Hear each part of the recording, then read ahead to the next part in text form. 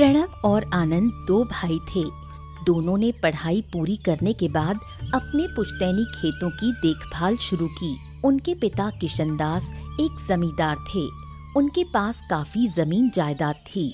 अब इस सारी संपत्ति और जमीन के उत्तराधिकारी थे प्रणव और आनंद। किशनदास ने जिम्मेदारी दोनों बेटों को सौंप दी थी और अब निश्चिंत होकर अपना समय बिता रहे थे। हाँ, कुछ ही दिनों में बारिश का मौसम शुरू हो जाएगा। किसानों को थोड़ा ज्यादा पैसा देना होगा ताकि खेत का अच्छे से ध्यान रख सके। क्यों आनंद? हाँ, इस साल हमने जो आलू उगाए हैं वो लगभग हर बाजार में हमने थोक में बेच दिए हैं। और आनंद, हमारे खेत के आलूओं का स्वाद बाकियों से अलग है और लोगों ने काफी तारीफ भी की है। अगर हर साल की तरह इस बार मॉनसून में कोई बड़ी तबाही ना हो तो बाकी सब्जियों की तरह बहुत बढ़िया पैदावार होगी। क्या कहता है? हाँ दादा, बाजार में एक नई खाद आई है। अब से हम अपने खेत में वही खाद इस्तेमाल करेंगे। सुना है कि वो विदेश से मंगवाई गई है। क्या बात कर रहा है? यानी कि हमारी कृषि शिक्षा काम आ रही है ना? अब पिताजी को कोई चिंता करनी ही नहीं पड़ती। वही तो, मुझे अच्छा लगा ये सोचकर कि हमारी मेहनत से पिताजी की परेशानी कुछ कम हुई है। हाँ, सही कहा। चल, अब काफी देर हो गई है, चल घर की ओर चलते हैं। अब हाँ, तुम चलो, मैं लौकी के पौधे को एक बार देख लूं। अरे तू इतनी चिंता क्यों करता है? इस गर्मी में इधर उधर घूमने से अच्छा है चुपचाप घर चल। चल अब चलो ठीक है, शाम को दोबारा देख लेंगे। चलो घर चलते हैं।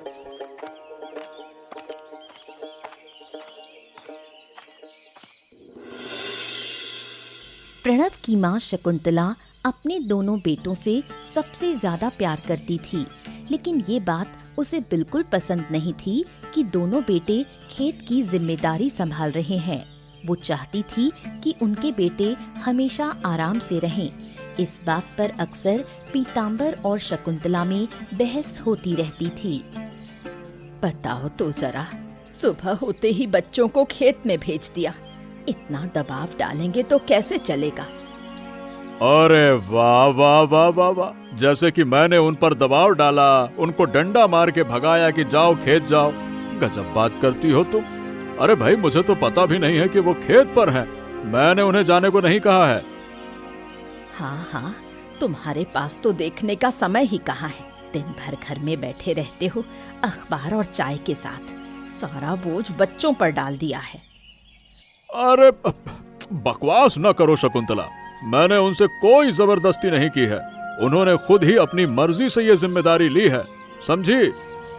बचपन से मैंने उन्हें राजकुमारों की तरह पाला है, कभी कोई काम नहीं करने दिया, और आज तुम्हारी वजह से ये हाल है।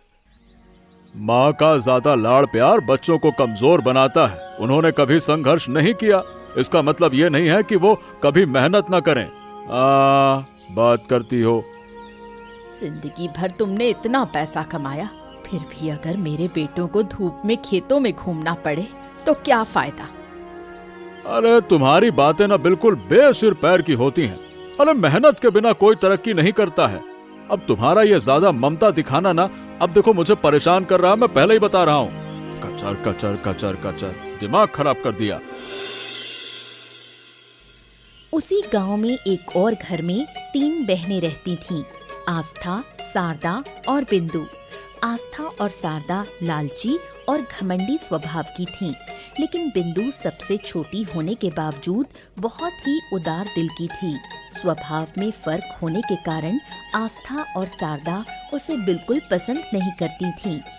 अरे बिंदु, तू यहाँ क्यों बैठी है? जा, हमारे लिए चाय बना के ला। दीदी, आज मुझे बहुत थकान हो गई है। लग रहा है बुखार आ रहा है। शरीर में बिल्कुल ताकत नहीं है। बस काम की बात आते ही तुझे थकान और बुखार आ जाता है। दिन भर बस बैठी रहती है और हमें ज्ञान देती है। ऐसा क्यों कह रही हो दीदी? मैं तो अभी थोड़ी देर पहले खाना बना के आई हूँ। बस थोड़ी सी रसोई का काम करके ही थक गई। हमें देख, हम भी तो सारा दिन घर का काम करते हैं। अब जब थोड़ा आराम कर रहे हैं तो तुझे चाय लाने को कहा, वो भी नहीं कर सकती। छोड़ इसे, इससे बात करना ही बेकार है। आज रात पापा से कुछ पैसे ले लेना, कल बाजार जाना है कुछ सामान लेने। लेकिन दीदी, उस दिन तो पापा ने कहा था कि वो पैसों को लेकर चिंता में है। उससे हमें कोई मतलब नहीं, हमें जरूरी सामान खरीदना है और उसके लिए पैसे चाहिए। पर इस मुसीबत के समय पापा से पैसे लेना क्या ठीक होगा? लो देखो, फिर से इनका ज्ञान शुरू हो गया। हमें क्या करना है और क्या नहीं, ये तुझसे सीखने की जरूरत नहीं है। यहाँ से चली जा। बेबस बिंदु दुखी होकर वहाँ से चली जाती है। आस्था और शारदा के दुर्व्यवहार का कोई विरोध वो नहीं कर पाती। आस्था के पिता किशनलाल पीताम्बर की जमीन पर काम करते थे। वृद्धावस्था में भी इतनी मेहनत करते देख पीताम्बर किशनलाल का बहुत सम्मान करता था और तय वेतन से अधिक पैसे देता था। किशनलाल भी पीताम्बर को अत्यंत सम्मान देता था। ओह, अरे इस कड़क धूप में जब सारे किसान आराम से घर चले गए हैं, आप अभी भी खेत में काम क्यों कर रहे हैं? क्या हो गया? मन में कई तरह की चिंताएं चल रही हैं, इसीलिए जाने का मन नहीं किया। आप चिंतित हैं और मैं नहीं जानता? अरे आप तो हमेशा अपनी परेशानी मुझसे साझा करते हैं, इस बार क्या हो गया? अरे हर बार अपने दुख की बात कहने में अच्छा नहीं लगता, और फिर आप भी तो कितनी तरह की जिम्मेदारियां निभा रहे हैं। आपको बेवजह परेशान करना नहीं अच्छा लगता। ओह हो, आप तो अच्छी तरह से जानते हैं कि मैं आपको सच्चा मित्र मानता हूँ। मैं तो आपसे अपनी हर समस्या में सलाह लेता हूँ, फिर आप क्यों अपनी परेशानी अकेले सहें? बताइए क्या हो गया, बताइए। अरे क्या कहें, उम्र बढ़ती जा रही है, पता नहीं कब इस दुनिया से जाना होगा। कंधे पर 3 बेटियों की जिम्मेदारी है। बेटियों का पिता होना कितना कठिन होता है, आप समझ नहीं सकते हैं। अरे मैं नहीं समझ सकता हूँ, क्या बात करते हैं? आप अपनी तीनों बेटियों के भविष्य को लेकर चिंतित हैं, है ना? ये स्वाभाविक भी है, हर माँ बाप ऐसा ही सोचते हैं। सही कहें, जब वो बहुत छोटी थी तभी उनकी माँ का निधन हो गया। मैंने फिर से शादी नहीं की ताकि उन्हें सौतेली माँ के अत्याचार न सहने पड़े। पर अब जैसे जैसे समय बीत रहा है, मेरा डर और बढ़ता जा रहा है। एक काम करिए, किसी अच्छे वर की तलाश करिए और उनकी शादी कर दीजिए, यही तो समाधान है। अरे सही बात है, आजकल शादी कर देना चाहिए, लेकिन शादी भी तो एक बोझ बन गई है। बिना दहेज के कोई शादी नहीं करता, और मेरे पास वो सामर्थ्य नहीं है, आप तो जानते हैं। किशनलाल की दुख भरी बातें सुनकर पीताम्बर संवेदनशील हो उठता है और जितना हो सके उसे सांत्वना देने की कोशिश करता है। गर्मी के अंत के साथ धीरे धीरे बरसात का आगमन होने लगा। आकाश में चला और मूसलाधार बारिश शुरू हो गई। बारिश के कारण कोई काम पर नहीं जा पा रहा था। प्रणव और आनंद को लंबे समय बाद घर पर आराम करने का मौका मिला। कितने दिनों बाद अपने बेटों को घर पर आराम करते देख रही हूँ। लगता है अगर हर दिन ऐसे बारिश हो तो अच्छा होगा। कम से कम तुम लोग घर पर तो रहोगे।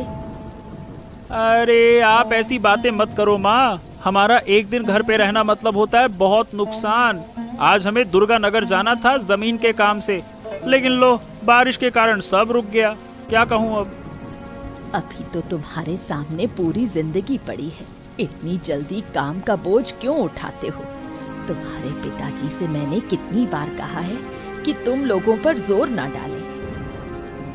अरे माँ, पिताजी ने कभी हम पर जोर नहीं डाला, बल्कि हमने ही उनसे बात करके ये जिम्मेदारी ले ली है। आप चिंता मत करो, हमने खुद ही अपने ऊपर जोर डाल लिया है। क्यों आनंद? बिल्कुल सही कहा। और जब हमने जिम्मेदारी ले ली है तो उसे अच्छी तरह से निभाना भी हमारा फर्ज है। हाँ, आप चिंता मत करो। शकुंतला चाहती थी कि उनके बेटे थोड़ा आराम करें, लेकिन प्रणव और आनंद काम और जिम्मेदारियों में ही जीवन की संतुष्टि खोजते हैं। आनंद का दोस्त था मुरली। आनंद की कोई भी बात ऐसी नहीं होती थी जो मुरली को ना पता हो। जीवन के हर मोड़ पर मुरली उसे सही सलाह देकर मदद करता था। यहाँ तक कि जमीन जायदाद के मामलों में भी। दुर्गा नगर वाली जमीन देखने गए थे तुम लोग? हाँ, बारिश की वजह से जा नहीं पाए। कल परसों अगर बारिश रुकी तो मैं और भैया जरूर जाकर देखेंगे। जमीन कम कीमत में मिल रही है और 10-15 साल में उसकी कीमत करोड़ों की होगी, इसीलिए मैंने सोचा कि तुम्हें बता दूं। हाँ, तो खुद भी तो वो जमीन ले सकता था। तेरे पास तो सिर्फ एक घर है, बाकी कुछ नहीं है। अरे अगर मेरे पास भी तुम्हारी तरह पैसे होते तो जरूर ले लेता। अब लेकिन तू तो जानता है कि मेरी किराना की दुकान का कारोबार भी अच्छा नहीं चल रहा, हाथ में पैसे नहीं हैं। अगर व्यापार में फायदा नहीं हो रहा तो किराना दुकान छोड़कर कोई नया काम शुरू कर लेना। क्यों फंसा पड़ा है वहाँ पे? अरे क्या कहूँ, वैसे आजकल कपड़ों के व्यापार की अच्छी मांग है गांव में। सोच रहा हूँ कि शहर जाकर कपड़े की फैक्ट्रियों से बात करूँ। एक छोटी सी दुकान से जिंदगी नहीं चलती है, अब कुछ दूसरा देखना ही पड़ेगा। हाँ तो ठीक है, देख ना, जो तुझे ठीक लगे वो कर। और अगर आर्थिक मदद की जरूरत है, मतलब कुछ पैसे वैसे चाहिए, तो खुलकर कहना, ठीक है? मैं तेरे साथ हूँ। अब जो थोड़े बहुत पैसे हैं उनसे शुरुआत करने की सोच रहा हूँ। अगर दिक्कत हुई तो मुझे पता है कि तू है, तुझसे जरूर कहूंगा, चिंता मत कर। हाँ, ये हुई ना बात। हर अच्छे बुरे समय में तू मेरे साथ रहा है। अगर मैं तेरी किसी तरह से मदद कर पाऊं तो मुझे बड़ी खुशी होगी, है ना? चल ठीक है।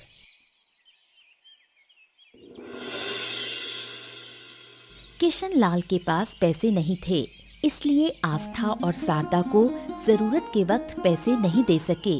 इस पर दोनों बहुत नाराज हो गईं।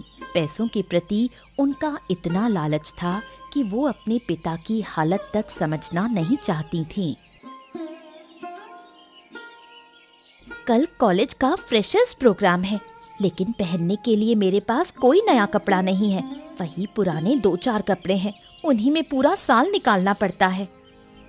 दिन भर खेत में काम करते हैं, लेकिन फिर भी जब भी हम पैसा मांगते हैं तो हमारे हाथ में 1 रुपया भी नहीं रखते। ऐसे जीवन से तो मर जाना बेहतर है।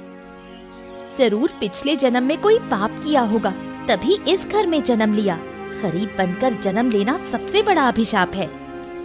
मायके का जीवन तो जैसे तैसे कट गया, लेकिन मैंने तय कर लिया है, अगर शादी करूंगी तो किसी अमीर घर में ही करूंगी, जिसके पास सब कुछ हो, पैसे, गाड़ी, बंगला।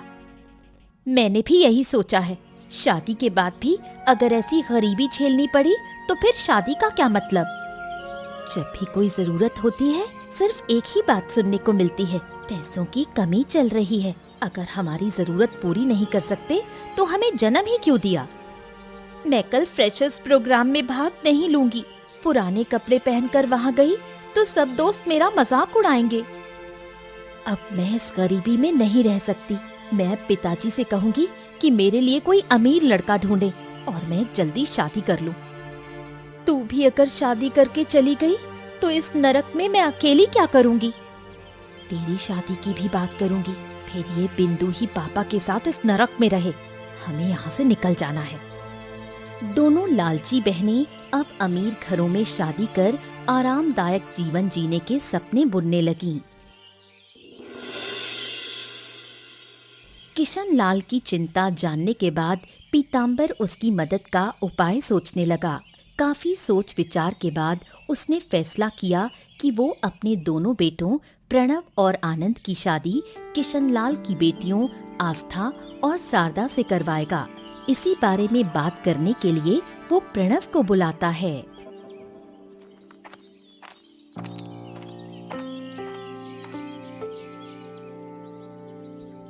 पिताजी, आपने मुझे बुलाया, बताइए क्या बात है? हाँ बेटा, देखो मैं क्या कह रहा हूँ कि अब तुम बड़े हो चुके हो, अच्छे बुरे की पहचान कर सकते हो, इसीलिए सोचा कि तुमसे एक बात पर चर्चा करूं। हाँ हाँ, कहिए ना पिताजी, क्या बात है? देखो, हमारे खेत में एक बुजुर्ग किसान काम करता है, नाम है किशन लाल। शायद तुम उससे कई बार मिल चुके होगे। हाँ हाँ हाँ, मैं जानता हूँ। इतनी उम्र में भी वो बड़ी मेहनत करते हैं। सुना है कि वो काफी गरीब हैं। हाँ वो तो है, लेकिन वो सिर्फ खेत में हमारे यहाँ काम नहीं करता, वो मेरा अच्छा दोस्त भी है। अब वो एक बड़ी परेशानी में है और मैं चाहता हूँ कि उसकी मदद करूँ। इसीलिए अब मुझे तुम्हारा सहयोग चाहिए।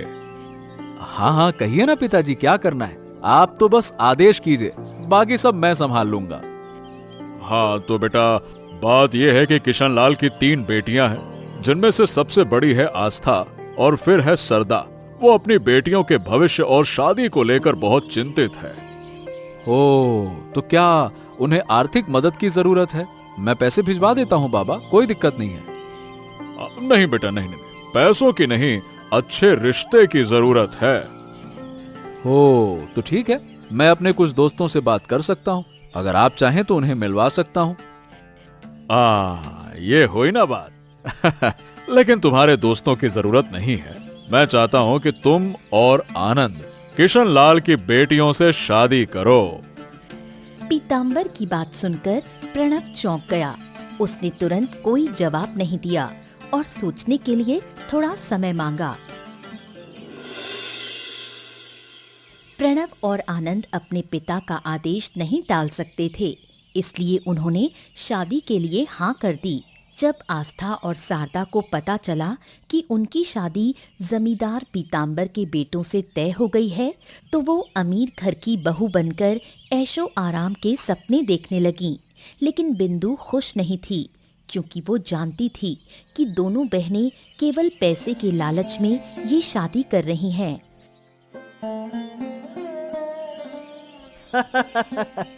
अरे बिंदु, अकेले अकेले नदी के किनारे क्या कर रही हो? कहीं भूत पकड़ ले गया तो? अब मजाक करने की हालत में नहीं हूँ मुरली दादा, बहुत चिंता में हूँ, कृपया मुझे अकेला छोड़ दो। ओहो, अब क्या हो गया तुझे? मुझे बता, क्या बात है? आस्था दीदी और शारदा दीदी की शादी प्रणव दादा और आनंद से तय हो गई है। क्या? अरे आनंद तो मेरा इतना अच्छा दोस्त है और मुझे खबर भी नहीं। खबर मिलेगी कैसे? अभी आज ही तो शादी पक्की हुई है, गांव में किसी को भी नहीं पता चला है। अरे यह तो बहुत खुशी की बात है, फिर तू परेशान क्यों है? तुम नहीं समझोगे मुरली दादा, किसी को बाहर से देखकर उसकी नीयत नहीं समझी जा सकती। तू कहना क्या चाहती है? साफ साफ बोल। मैं मजबूर होकर कह रही हूँ, आस्था और शारदा दीदी दोनों सिर्फ पैसों के लालच में प्रणव दादा और आनंद से शादी करना चाहती हैं। क्या? नहीं नहीं नहीं नहीं, मैं जानबूझकर अपने दोस्त की शादी किसी ऐसी लड़की से बिल्कुल नहीं होने दूंगा जो सिर्फ पैसों के लिए उसे चाहती हो। उनकी जिंदगी बर्बाद हो जाएगी। प्रणव की मां शकुंतला शुरू से ही आस्था और शारदा से अपने बेटों की शादी के खिलाफ थी। वो चाहती थी कि उसके बेटे किसी अच्छे, सुसंस्कृत और संपन्न घर की लड़कियों से शादी करें। इस बात को लेकर उसका और पीताम्बर का मतभेद चल रहा था। तभी एक दिन मुरली उससे मिलने आता है।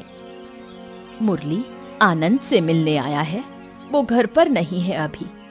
मुझे पता है काकी, इस समय घर में सिर्फ आप ही होती हो, इसीलिए जानबूझकर आपसे मिलने आया हूँ। मुझसे? लेकिन क्यों? काकी, मैंने क्या सुना है कि आस्था और शारदा की शादी प्रणव दादा और आनंद से तय हो गई है।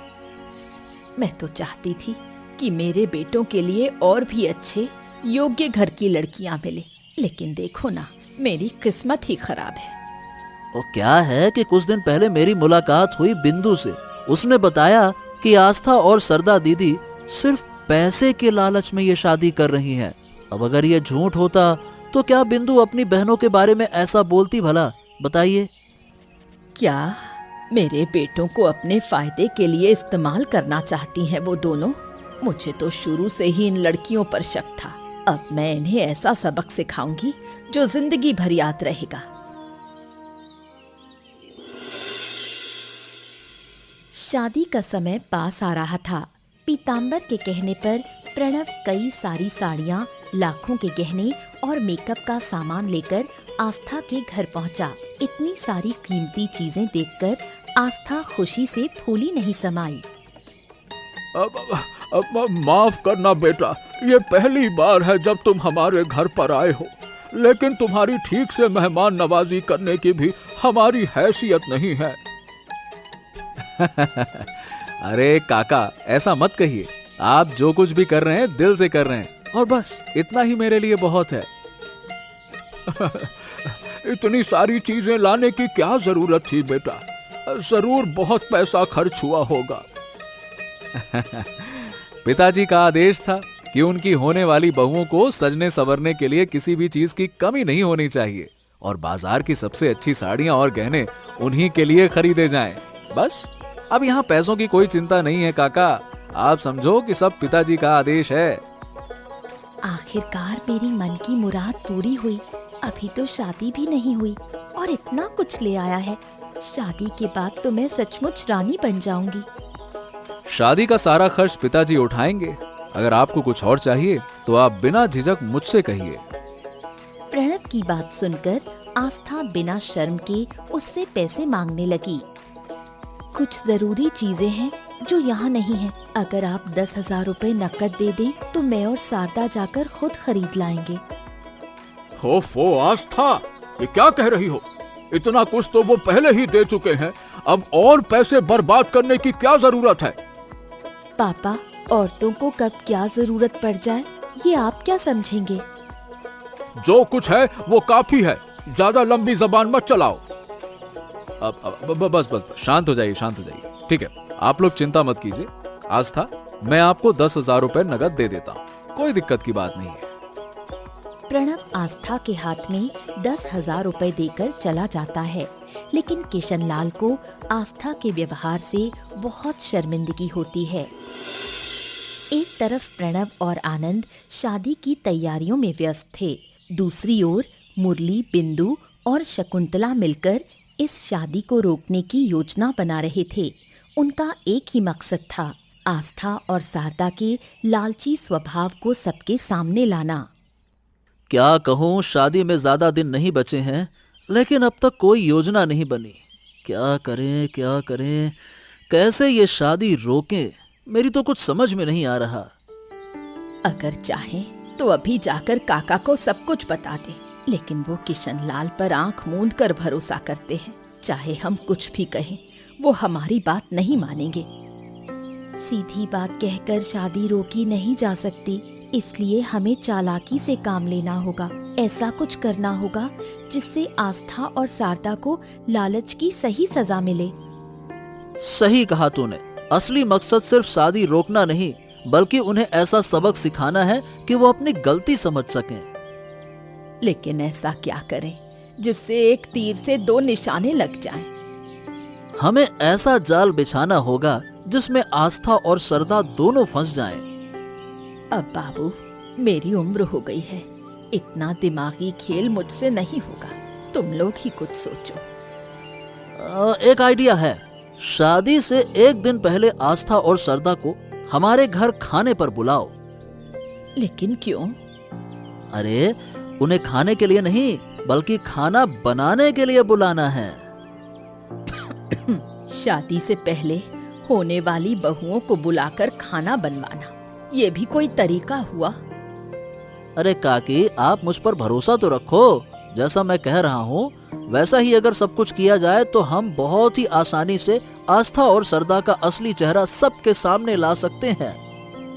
मैंने कभी नहीं सोचा था कि मुझे अपनी ही बहनों के खिलाफ ऐसा कुछ करना पड़ेगा, लेकिन सबकी भलाई के लिए मुझे ये करना ही होगा। मुरली की योजना के अनुसार बहुत मुश्किल से पीतांबर को राजी करके आस्था और शारदा को प्रणव के घर बुलाया गया। उन्हें लगा उन्हें भोज के लिए बुलाया गया है, लेकिन वहां पहुंचकर जब खाना बनाने को कहा गया तो दोनों चौंक गए। हमें आज यहाँ खाने के लिए नहीं बल्कि खाना बनाने के लिए बुलाया गया है। बिल्कुल, शादी से पहले मैं देखना चाहती हूँ कि मेरी होने वाली बहुओं के हाथ में कितना स्वाद है। लेकिन काकी, हमारे हाथ का खाना तो आप शादी के बाद भी चख सकती थी, आज बुलाने की क्या जरूरत थी? जरूरत है, आज यहीं तुम दोनों बहनें मिलकर मटन बनाओगी। तुम्हारी बहन बिंदु चाहे तो तुम्हारी मदद कर सकती है, और जिस किसी की डिश सबसे अच्छी होगी उसे मैं 50,000 रुपए का हार दूंगी। 50,000 रुपए का हार सिर्फ मटन बनाने के लिए? तुम दोनों होने वाली दुल्हन हो। 50,000 का हार कोई बड़ी बात नहीं है। हम तैयार हैं, हम दोनों खाना बनाएंगे। आप बैठिए, हम अभी शुरू करते हैं। बिंदु, तुम भी जाकर अपनी बहनों की मदद करो। खाना बन जाए तो मुझे बुला ले। आस्था और शारदा मटन बनाना शुरू करती हैं। बिंदु दोनों की बराबरी से मदद करती है, लेकिन उस कीमती हार के लालच में आस्था और शारदा दोनों के बीच प्रतियोगिता शुरू हो जाती है। कैसे भी करके मुझे शारदा को हराना है। मैं बड़ी बहू हूँ, हार तो मेरा ही हक है। इतना महंगा हार दीदी को नहीं लेने दूंगी। वो हार तो मैं जीतूंगी, चाहे कुछ भी करना पड़े। दोनों ने खाना तैयार किया, लेकिन खाना बनने के बाद शारदा ने चालाकी से आस्था के मटन में ढेर सारी मिर्च डाल दी। शकुंतला और पीतांबर के घर सभी लोग मांस खाने बैठे। शारदा के बनाए मांस का स्वाद सामान्य था, लेकिन आस्था के मांस में इतनी ज्यादा मिर्च थी कि वो खाया नहीं जा सका। शकुंतला ने शारदा को एक कीमती हार देकर सराहा, लेकिन इससे आस्था बहुत नाराज हो गई और वो ये बर्दाश्त नहीं कर सकी कि शारदा को इतना कीमती हार मिला। तूने जानबूझकर मेरी डिश खराब की ना, ताकि वो कीमती हार तुझे मिल जाए। ये कैसी बकवास कर रही हो दीदी? तूने खुद ही ठीक से खाना नहीं बनाया, इसलिए तेरा मांस तीखा हो गया। अब मुझ पर दोष क्यों लगा रही है? झूठ मत बोल, तूने जानबूझकर मेरी डिश खराब की क्योंकि तू उस हार के लालच में थी। तूने मुझे लालची कहा? अगर मैं लालची हूँ तो तू क्या है? तू खुद प्रणव से शादी करना चाहती है, पीतांबर अंकल के घर की बहू बनना चाहती है। ये सब तेरी चालें हैं। तू भी तो पैसे के लालच में ही शादी कर रही है और अब मुझे बोल रही है लालची। अरे बस करो, बहुत हो गया। ये क्या बकवास सुन रहा हूँ मैं? तुम दोनों मेरे बेटों के पैसों की लालच में शादी करना चाहती हो? पीतांबर की बात सुनकर आस्था और शारदा दोनों चौंक गईं। वो भूल गई थीं कि वो पीतांबर के घर में खड़ी हैं। एक शब्द भी मत बोलो, चुप हो जाओ, बिल्कुल चुप। मैंने तो तुम्हारे पापा की हालत देखकर दया में सोचा कि तुम्हें इस घर की बहू बना दूं, पर तुम्हारी इतनी घटिया सोच है, ये तो मुझे बिल्कुल नहीं पता था। लालची कहीं की। तुम्हारी लालच की फितरत तो उसी दिन समझ गया था जिस दिन तुमने मुझसे बेशर्म होकर 10,000 रुपए मांगे थे, वो भी अपने पिता के सामने।